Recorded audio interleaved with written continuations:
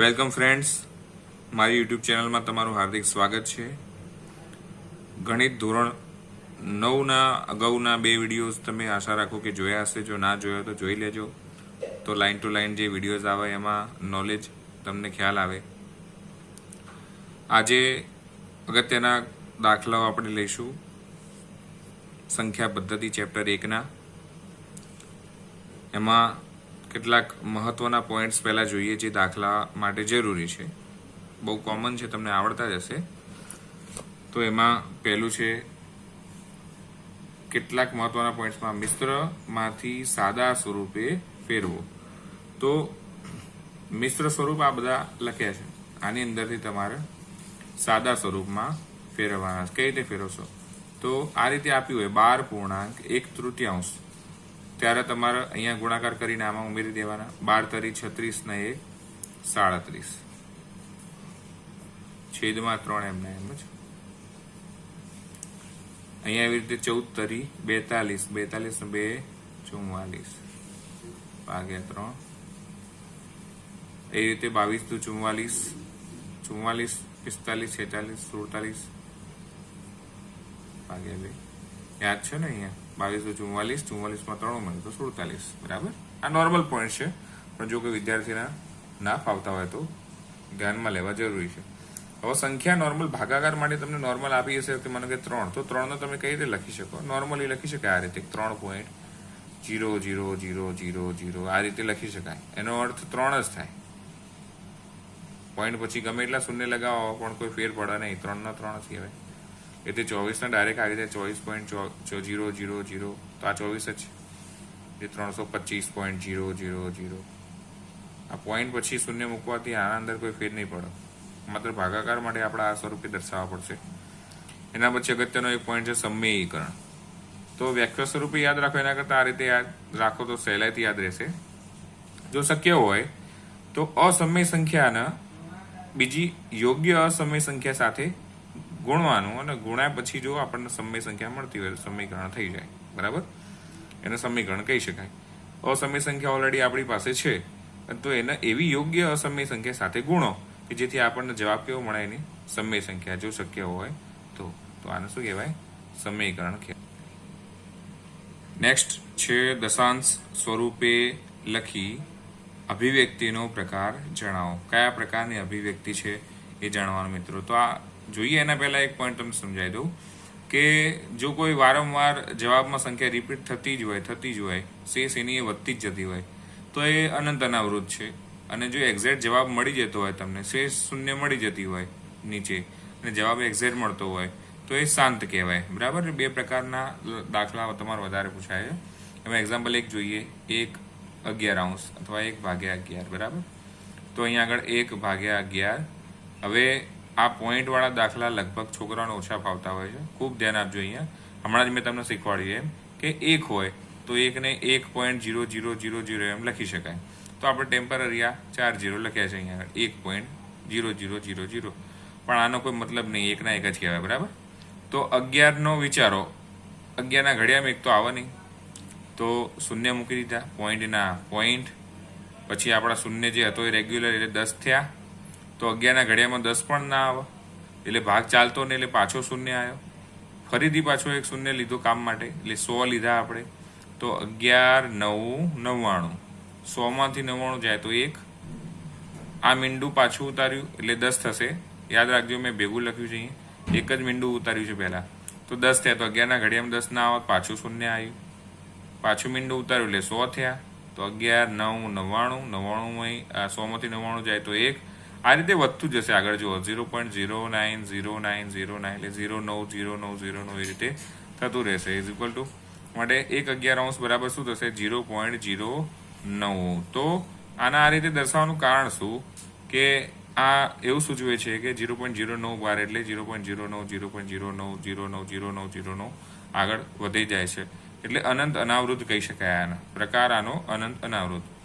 આપણો પ્રશ્ન જુઓ, દશાંશ સ્વરૂપે આપણે લખ્યું છે. અભિવ્યક્તિનો પ્રકાર જણાવો. તો અભિવ્યક્તિ હવે આ જ જાય છે એવું ને એવું, એટલે અનંત અનાવૃત. બીજું એક્ઝામ્પલ જોઈએ, 33 અષ્ટમાંશ એટલે 33/8. તો 33/8 8 ચોક 32 ભાગ 4 હશે ડાયરેક્ટ. 33 માંથી 32 જાય તો 1, પછી 0.00 આપણે લખી શકીએ આગળ ગણવા માટે. તો પોઈન્ટ એના આવી ગયા, કેમ કે 8 ચોક 32 અહીંયા મળી જાય છે, એટલે અહીંયા પોઈન્ટ આવી જશે. પછી 0 ઉતાર્યો, 8 એકા 8, 10 માં 8 જાય તો 2, પાછું 0 ઉતાર્યો, એમ ગણી જજો તો નીચે 0 મળી જશે. 8 × 5 = 40 છેલ્લે. તો હમણાં મેં કીધું એમ શેષ 0 મળી ગઈ, એનો મતલબ કે આ જવાબ જે મળ્યો એ એક્ઝેક્ટ મળ્યો, તમને પરફેક્ટ જવાબ છે. તો એ શાંત થઈ ગયું, બરાબર. એનો પ્રકાર શું થયો? શાંત. ક્લિયર? જો કોઈ ડાઉટ હોય તો તમે કમેન્ટ બોક્સમાં લખજો, હું તમને ફરીથી સમજાવીશ. એક્ઝામ્પલ નંબર 3 જોઈએ. 329 ભાગ્યા 400, એટલે 329 ભાગ્યા 400. 400 ના ખાલી વિચારવાની વાત છે કે 400 ના ઘડિયામાં આ અનની નાની સંખ્યા એટલે 0 આવશે, પોઈન્ટના પોઈન્ટ 329.0000 લખી શકાય. એટલે એક 0 ઉતારીએ પહેલા, બરાબર. સોરી, અહીંયા 0 એમના એમ છે, 32 થશે ને.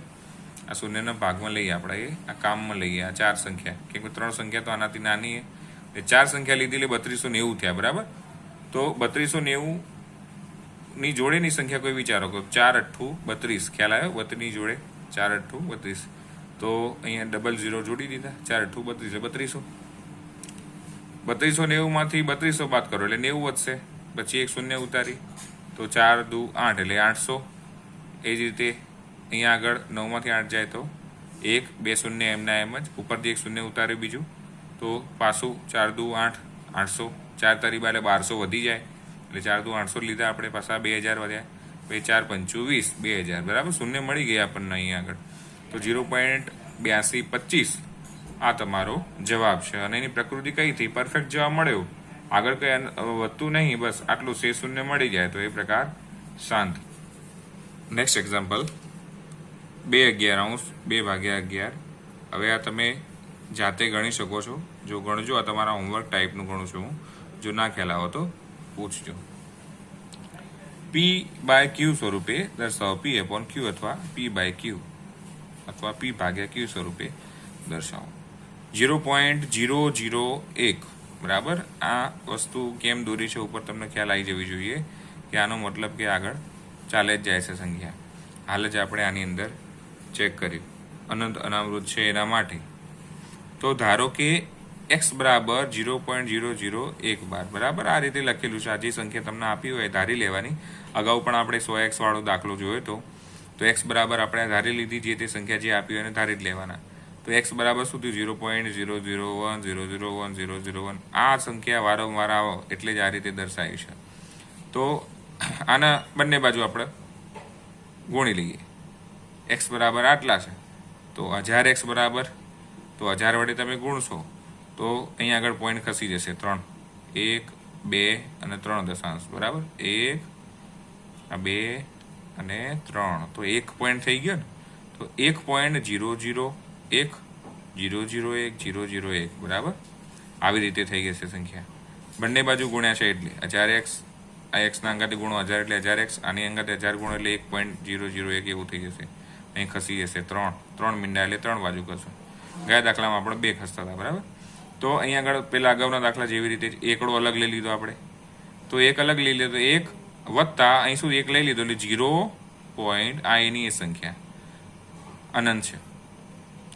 તો 1000x બરાબર 1 વત્તા આ તો શું હતું આપણે ધારીતું એ છે x, તો 0.001 વાળું હતું એટલે એને x તરીકે મૂક્યો. 1000x આ બાજુ x આ બાજુ આવશે તો બરાબર નહીં, માઇનસ થશે. તો 1000 માંથી 1 x જાય તો 999x બરાબર 1 નો 1. x ના કરતા બનાવીએ તો એકડો એમ ના એમ, આ 999 ગુણાકારમાં તો ભાગાકારમાં જાય, પેલી બાજુ જાય તો 1/999. હવે x બરાબર આપણે જાણીએ છીએ શું? 0.001 એટલે આપણું જે છે તો એની કિંમત મળી ગઈ તમને 1/999. એક એવો બીજો દાખલો છે 0.612. ધારો કે x બરાબર 0.612 છે, એટલે x બરાબર 0.6666 એ રીતે ચાલુ જ જાય છે અનંત અનાવૃત. 10 વડે ગુણ્યા આપણે તો 10x બરાબર અહીંયા 10 વડે ગુણો તો 1 પોઈન્ટ ખસી જશે. હવે પ્રશ્ન થવો જોઈએ મિત્રો કે કેમ સાહેબ 10 વડે ગુણ્યા, પેલામાં આ રીતે ગુણ્યા હતા? તો યાદ રાખો, અહીંયા આગળ ધ્યાન આપો થોડું કે જો તમારે એક કોઈ સંખ્યા આવે તમારી અર્થસૂચક સંખ્યા, એના પછી તમારે પોઈન્ટ ખસેડવો તો જુઓ આ પોઈન્ટને અહીંયા લાવવાનો છે 1 પોઈન્ટ પછી. તો 1, 2 અને 3 સ્થાન, 1 2 3 સ્થાન ખસેડવો પડશે, એટલે 1000 અંગાથી ગુણ્યા આપણે. હવે આમાં એવું કરવું હોય તો અહીં 6 આપેલા છે સંખ્યા, 6 6 6 એટલે 6 પોઈન્ટ સમથિંગ લખવું હોય આપણે તો એક જ પોઈન્ટ ખસેડવો પડે, એક પોઈન્ટ માટે એક મીંડું કાફી, તો 10. તો 10x બરાબર 6.666666 ચાલુ છે, કેમ કે આ બાજુ 10 વડે ગુણીએ એટલે પોઈન્ટ આ બાજુ જતો રહેશે. ઓકે, તો 10x બરાબર 6 + x. કઈ રીતે આવ્યું તમે હવે ખબર પડી છે, 6 ના 6 વત્તા 0.66666 એવી રીતે લખી શકાય ને. અહીંયા આગળ તમારે લખવું હોય તો તમે લખી શકો કે આ 6 ના 6 વત્તા અહીંયા આગળ 6 જતા રહે એટલે 0 થઈ ગયા, 0.666, પણ 0.666 એટલે તો શું હતું, x હતો, તો એના બદલે આપણે x લખી દીધો. હવે 10x, આ x પેલી બાજુ તો ઋણ થાય, બરાબર 6 ના 6, 10 માં 1 જાય તો 9x બરાબર 6, x ના x, 6 એમ ના એમ, આ 9 ગુણાકારમાં આ બાજુ તો ભાગાકાર, 3 દુ 6 3 3 9 અવયવ પાડે આપણે, 3 3 કેન્સલ, એટલે 2/3 વધશે x બરાબર. હવે નેક્સ્ટ આપેલી સંખ્યાઓનું સમય અને અસમય સંખ્યાઓમાં વર્ગીકરણ કરવાનું છે. તો જોઈ લઈએ છીએ. વર્ગમૂળમાં 23 તો નીકળે નહીં, એનું એક્ઝેક્ટ એટલે અસમય. 1.10 100 1000 અનંત અનાવૃત જેવી સંખ્યા આપણને મળે તો અસમય. વર્ગમૂળમાં 625 તો એનો જવાબ આવીએ કે બરાબર આનું વર્ગમૂળ નીકળે 25, એ સમય છે. વર્ગમૂળમાં 25 નું વર્ગમૂળ કેટલું નીકળશે, 5, સમય સંખ્યા. એ રીતે ઉપરના જેવું ઉદાહરણ અસમય તમને ખ્યાલ આવશે. બહુ સહેલું છે મિત્રો.